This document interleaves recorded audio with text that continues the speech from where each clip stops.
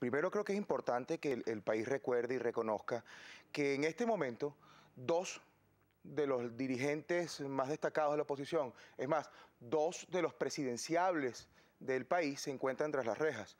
Pero de los 4 presidenciables que hay en Venezuela, María Corina Machado está también siendo objeto de un proceso judicial y recordemos que Enrique Capriles Radonsky también estuvo preso. Con esto se contextualiza de forma clara que todas aquellas personas que tienen puntos suficientes en las encuestas como para competir por las presidenciales han sido o están siendo sujetos de una persecución que utiliza el sistema de justicia venezolano para criminalizar el ejercicio de la política, ¿no? Eso es un tema contundente. La comunidad internacional se ha venido pronunciando, sobre todo en el caso del alcalde metropolitano Antonio Ledesma, de una forma muy contundente, muy rápida, creo que incluso sin precedentes. Hemos visto cómo el Parlamento Europeo, cada uno de los parlamentos latinoamericanos, expresidentes, presidentes, han venido demostrando el rechazo a un proceso que, bueno, mejor dicho, a unas actuaciones que están fuera de cualquier procedimiento establecido en esta sistemática jurídica venezolana. Ahora, abogado, ese es el tema político. Quisiera hablar del tema legal. ¿Cuál es eso? ¿Cómo ampara la ley? ¿Cómo puede la ley permitir que unos candidatos o que unos presos puedan ser candidatos? ¿Esto es contrario a la ley de procesos electorales? ¿Es contrario a la Constitución? ¿O no existe, digamos, precedentes en ese caso? En este caso, ningún venezolano que tenga o que no tenga una sentencia definitivamente firme tiene una reducción de sus derechos civiles y constitucionales. Por tanto, puede participar perfectamente en unas elecciones. En el caso puntual del alcalde Ledesma, no tiene ninguna clase de sentencia definitivamente firme. Su procedimiento, entre comillas, acaba de iniciar. Con lo cual, pues todos sabemos que un procedimiento penal tiene 3 fases, control, juicio y ejecución. Debería llegar a ejecución, en el cual pues ya se tomaría como dada una sentencia definitivamente firme. Y en el caso de ser una sentencia definitivamente firme que condene al alcalde, tendría una disminución de su capacidad o de sus derechos políticos y por ende no pudiese postularse. En el caso de Leopoldo López, y quiero ser bien específico en esto, no existe una inhabilitación política. Durante muchos años hemos escuchado que él está inhabilitado políticamente y él no tiene una sentencia definitivamente firme por ningún tribunal penal. Él lo que tiene es una inhabilitación para el ejercicio de las funciones públicas establecido en el artículo 105 de la Ley Orgánica de la Contraloría General de la República y Sistema Nacional de Control Fiscal. Ahora, es importante destacar algo. Esta ley es una ley que todos los abogados administrativistas, todas aquellas personas que se encuentran en el ejercicio del derecho en el área específica del control fiscal reconocen que es una ley violatoria a principios constitucionales. ¿Y por qué? Bueno, porque esta ley violenta el principio de la doble instancia, porque estas sanciones administrativas establecidas en los artículos 102 y 105 de la Ley Orgánica permite que el Contralor General de la República de forma exclusiva y excluyente imponga una sanción. Eso quiere decir que elimina el principio de la doble instancia, porque no se puede recurrir. Y ya sabemos qué ha pasado con el hecho de recurrir a instancias internacionales. No ha sido acatado por parte del Estado venezolano. Pero es que además esta misma ley tiene un grave problema. Esta ley permite que la Contraloría en sede administrativa pueda investigar, sustanciar, imputar y sancionar. Eso quiere decir que el mismo órgano puede realizar todas estas fases. No hay una separación de quien investiga, de quien sustancia, de quien imputa y de quien decide. Pero además de eso, lo mucho más, y lo que es mucho más grave, es que la ley no establece una herramienta de cálculo para la pena. Esto quiere decir que le otorga un amplísimo poder discrecional al Contralor General de la República para que imponga estas sanciones. Si desde el 2006 está impuesta esta condena, esta inhabilitación administrativa, se habla que ya debió haber vencido en diciembre del 2014 aproximadamente. Sin embargo, la Fiscal General de la República, Luis Ortega Díaz, disiente, y quiero recordar las declaraciones recientes que emitió en torno a este anuncio realizado por el secretario general de la MUT, Chugo Torrialba, de la posibilidad de Leopoldo López específicamente ser postulado como candidato para las parlamentarias. Escuchemos. Mira, yo entiendo que este ciudadano está inhabilitado. Entonces, ¿y hasta cuándo es esa inhabilitación? Hasta el 2017. Entonces, por lo menos hasta el 2017 no podrá ser candidato. Claro, lo que pasa es que la pregunta tuya es la opinión. Acuérdate que yo no puedo emitir opinión, aunque este caso de este video cursa en justicia militar distinta a la justicia ordinaria. Sin embargo, yo no sé si eso alguna vez puede llegar al Ministerio Público o a la justicia ordinaria, por cuanto tenemos algunas investigaciones que estamos evaluando para ver si integramos esas investigaciones que de alguna manera están relacionados con ese video que presentó el presidente Maduro en la noche de ayer. Bien, en torno a esto, el abogado Enrique Sánchez Falcón aseguraba que ya había vencido esta inhabilitación administrativa. Sin embargo, como dijimos, la fiscal general de la República dice que está inhabilitado hasta el 2017. ¿Se cumplió o no se cumplió el periodo que fue designado por este artículo 105 o por el Contralor General de la República? Bueno, lo que pasa es que la fiscal general de la República parece que se olvida que en Venezuela no existe un sistema de sumatoria de penas. Esto quiere decir que si una persona comete cualquier hecho que esté contemplado por la legislación venezolana como una falta, como un delito, y comete varios, ¿verdad? Una vez que es juzgado, se va a imponer la pena del delito más grave. Esto quiere decir que si una persona comete un atraco y en ese atraco hay lesiones graves y además de eso hay un homicidio, va a ser sancionado por el delito más grave. Eso quiere decir por el homicidio. No hay una sumatoria de pena. No voy a sumar los años de presidio que pueda tener el delito de homicidio con el delito de lesiones graves, con el de atraco. Ahora, eso también opera para la vía administrativa, fiscal, señora fiscal. Usted no puede sumar. Entonces, si Leopoldo López cursó o le cursaron un procedimiento, independientemente de todos los vicios constitucionales o de inconstitucionalidad que tenga ese procedimiento, le recuerdo algo, no se pueden sumar las penas. Se le imputaron o de alguna forma en vía administrativa la Contraloría General de la República determinó que había unos supuestos hechos que revestían responsabilidad administrativa, pero no puede sumarle. Entonces, si él ya cumplió su pena, usted no le puede por los mismos hechos, y eso es una garantía constitucional, usted no puede ser por los mismos hechos sancionado varias veces. Esto quiere decir que Leopoldo López, su sanción ya fue cumplida y que evidentemente tiene todas y cada una de las condiciones para ser candidato. Ahora, en el caso de los delitos por los cuales está siendo imputado y por supuesto que usted tiene ahorita un proceso judicial, ¿no afectaría tampoco su candidatura?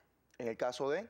En el caso de los delitos también por los cuales está siendo imputado actualmente. Lo que pasa es que en el caso de Leopoldo López, como en el caso del alcalde metropolitano Antonio Ledesma, ese proceso judicial no ha iniciado, o sea, ya inició, pero no ha entrado en una fase en la cual ya se puede decir que tenga una sentencia definitivamente firme. Eso quiere decir, no llegó a la fase de sentencia o la fase de ejecución y, por tanto, él no tiene una disminución en sus capacidades. ¿Por qué? Bueno, porque esas penas accesorias que vienen vinculadas a una pena principal, que es la pena corpórea, que son las penas que dan estos delitos en el ámbito penal, pues evidentemente, al no darse, él no tiene una capitis diminutio, él no tiene una disminución en sus capacidades para el ejercicio de sus derechos civiles y constitucionales, al igual que el alcalde Ledesma. Pero hay algo bien complicado. Por ejemplo, en el caso del alcalde Ledesma, los delitos que le están imputando son pues nada más y nada menos que pretender cambiar la forma republicana. Cuando uno revisa desde el punto de vista estrictamente legal el Acuerdo Nacional para la Transición, uno puede constatar que no existe en ningún lugar de ese acuerdo, que vale la pena recordar que hay comunicados, hay manifestaciones muy similares que fueron realizadas años atrás por el mismo presidente de la República, Hugo Chávez, que pues no revisten ninguna clase de responsabilidad ni civil, ni penal, ni administrativa. Pero además de eso, ¿qué significa cambiar las formas republicanas? El mismo Tribunal Supremo de Justicia hace unos años, si no me equivoco en el año 2007, se pronunció sobre, precisamente solicitaron que el presidente de la República estaba intentando cambiar las formas de la República una vez que quería ir hacia el socialismo del siglo XXI. El mismo Tribunal Supremo de Justicia dijo que pretender cambiar o pretender ir hacia una transición de un modelo político hacia otro no constituía el cambio de las formas republicanas, con lo cual existe un criterio constitucional del mismo Tribunal Supremo de Justicia que establece que no se está pretendiendo cambiar las formas republicanas, con lo cual es un exabrupto el pretender tener a un alcalde que es nada más y nada menos que el segundo funcionario de elección popular más importante del país tras la reja. Y por eso es que pues, todos los juristas y todas las asociaciones de abogados, todos los gremios del derecho a nivel internacional se han venido pronunciando, porque sin duda alguna no hay elementos jurídicos que evidentemente puedan tener o le puedan dar al Estado elementos de interés criminalístico como para poder iniciar una investigación. Ahora, esto lo que es importante recalcar, como en el caso del propio Daniel Ceballos tiene una inhabilitación política. Correcto. Esa inhabilitación política, eso quiere decir, no una inhabilitación para el ejercicio de funciones públicas como en el caso de Leopoldo López, sino una inhabilitación que es producto de una pena accesoria por el procedimiento penal. Le están imputando o le imputaron y fue sentenciado por 1 año por, de alguna forma, no cumplir con... Rebelión y agavillamiento fueron sus y el no acatamiento. delitos. Pero entonces resulta que esa sanción... su sanción vence el 25 de marzo. Esto quiere decir que el 25 de marzo Daniel Ceballos no tiene ninguna clase de pena, ya habría cumplido con la sanción que le impuso el Estado, con lo cual también evidentemente tiene todas y cada una de las condiciones, al igual que Leopoldo López y el alcalde metropolitano, para ir a unas elecciones que básicamente lo que hacen es reforzar que pues el Estado de Derecho debe preservarse y que aquellas personas que han sido de alguna forma electas por la voluntad popular debe preservarse, porque eso es parte del sostenimiento del sistema democrático y eso es bien delicado. Y eso también quería saber, el poder que tiene la elección popular para entonces darle esa salvedad a estos presos en este momento. Quería saber si es una estrategia de la Mesa de la Unidad en su apreciación para poder sacar de este proceso judicial a estos 3 presos. Mira, actualmente. Una de las cosas que hemos visto en Venezuela es que todo lo jurídico se ha hecho político y todo lo político se ha hecho jurídico. Es bien compleja la situación que podemos ver con el caso del alcalde Antonio Ledesma, con el caso de Daniel Ceballos, en el caso de Leopoldo López. Evidentemente existe un clamor popular. Si no fuese un clamor popular, por ejemplo, la esposa de Daniel Ceballos no hubiese sido electa con más votos que incluso Daniel Ceballos, como pasó también con Enzo Escarano.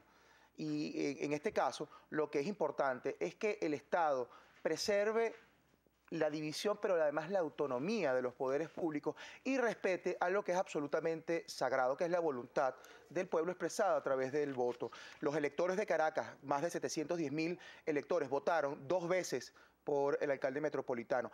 Ese derecho humano de la autodeterminación de los pueblos, ese derecho humano de decidir quién es mi alcalde, quién es mi gobernador, quién es mi presidente, no puede ser vulnerado por usar la política o pretender acallar las voces de una dirigencia política con un proceso judicial.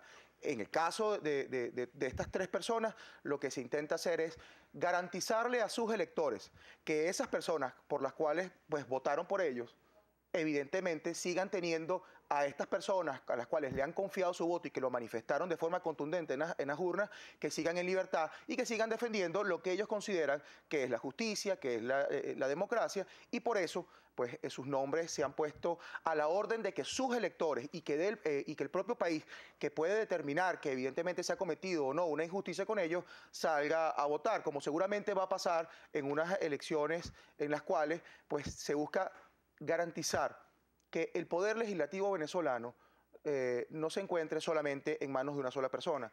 Es importante destacar que en este momento todas y cada una de las atribuciones del Poder Legislativo parece estar únicamente en manos del presidente de la Asamblea Nacional. No existe de alguna forma el que se le respete, como podemos ver con María Corina Machado, quien era la diputada con mayor votación de todo el país. Bien, y que se le fue arrebatado.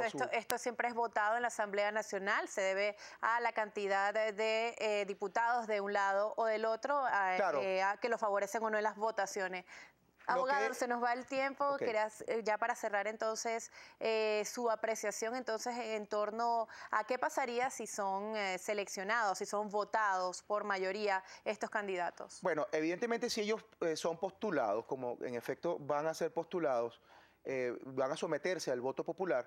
Una vez que se les sea adjudicado su votación, ellos deben ser inmediatamente incorporados a la Asamblea Nacional. Y con esto es importante dejarlo claro, que no pase lo mismo que pasó con el diputado Mazuco, que no pase lo mismo que pasó con el diputado Biagio Pilieri, que precisamente rompiendo lo establecido en la sistemática jurídica venezolana, permanecieron más de 1 año tras las rejas sin que el hecho de poder haber sido impuesto su cargo, con lo cual los mantenían tras las rejas porque decían, bueno, al no asumir el cargo, entonces todavía no es diputado, pero no lo podía asumir porque estaba tras la reja. Entonces, lo que es importante es que el pueblo venezolano sepa que una vez que estos ciudadanos sean electos, ellos deben hacer ejercicio de su cargo y que el gobierno venezolano y que cada una de las instancias venezolanas, quienes administran justicia en nombre de la República, garanticen que estas personas que van a pasar por un proceso electoral, que cuando ganen, garantícenle al pueblo venezolano, a sus electores, que estas personas ciertamente puedan ir a representarlos en la Asamblea Nacional, como es la voluntad del pueblo y como garantiza nuestra Constitución para preservar la voluntad del pueblo.